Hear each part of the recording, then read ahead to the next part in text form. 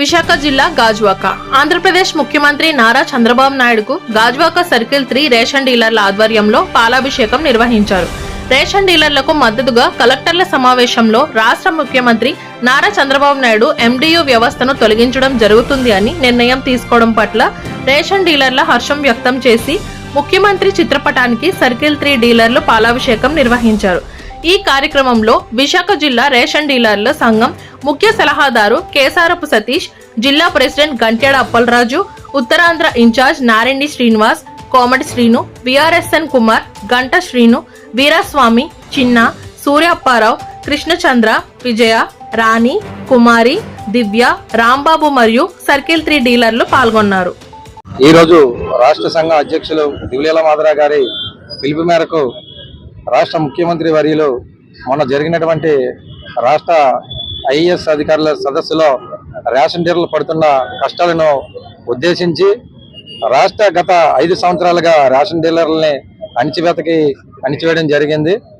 ఈ రోజు కొత్త వ్యవస్థను తీసుకొచ్చి డీలర్లు చాలా భయభ్రాంతులు అయితే గురయ్యారు, ఉపాధిని కోల్పోవడం జరిగింది. అవన్నీ కూడా కూటమి ప్రభుత్వం అధికారులకు వచ్చిన వెంటనే దానిలో పరిగణలో తీసుకొని రాష్ట్ర గతంలో జరిగినటువంటి ఈ రేషన్ డీలర్ వ్యవస్థ ఎలాగైతే ఉందో రేషన్ డీలర్ సరుకులు ఇప్పించే విధంగా చర్యలు చేపట్టడం జరుగుతుంది. రేషన్ డీలర్ ద్వారాగానే మళ్ళీ సరుకులు ఇప్పించే విధంగా రాష్ట్ర ముఖ్యమంత్రి వారిని చర్య చేపట్టడం జరుగుతుంది.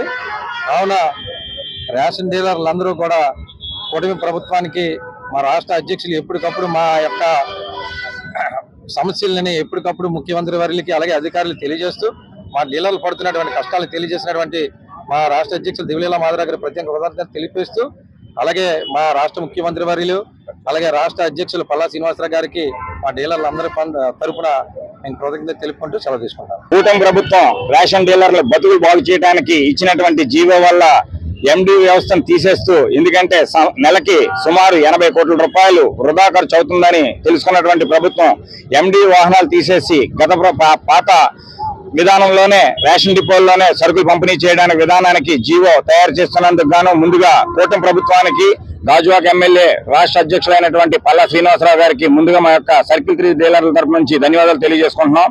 ఎందుకంటే ఈ యొక్క వ్యవస్థని నిర్వీర్యం చేయడానికి గత ప్రభుత్వం ఎన్నో రకాలైనటువంటి కుట్రల పన్ని రేషన్ డీలర్ వ్యవస్థని నిర్వీర్యం చేయడానికి ఎండి వ్యవస్థను కొత్త విధానాన్ని తీసుకొచ్చి సరుకులు పంపిణీ విధానాన్ని తీసుకొచ్చారు.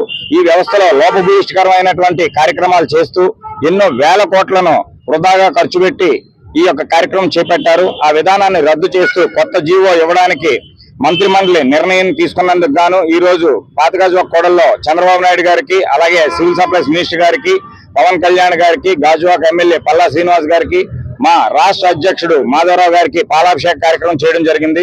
ఇందులో ప్రత్యేక ధన్యవాదాలు మా మినిస్టర్ గారికి అలాగే చంద్రబాబు నాయుడు గారికి పల్లా శ్రీనివాస్ గారికి తెలియజేయడం జరుగుతుంది. ఈ యొక్క కార్యక్రమంలో సుమారు గాజువాకలో ఉన్నటువంటి డీలర్లందరూ పాల్గొన్నారు. అలాగే మీడియా మిత్రుల ద్వారా రాష్ట్ర ప్రభుత్వానికి కూటమి ప్రభుత్వానికి కృతజ్ఞతలు తెలియజేసుకుంటూ సర్కిల్ 3 డీలర్ల యొక్క ఉనికిని చాటుకునే విధంగా సర్కిల్ డీలర్లే కాకుండా రాష్ట్ర డీలర్ల యొక్క కృతజ్ఞతలు కూడా కూటమి ప్రభుత్వానికి తెలియజేస్తున్నాం.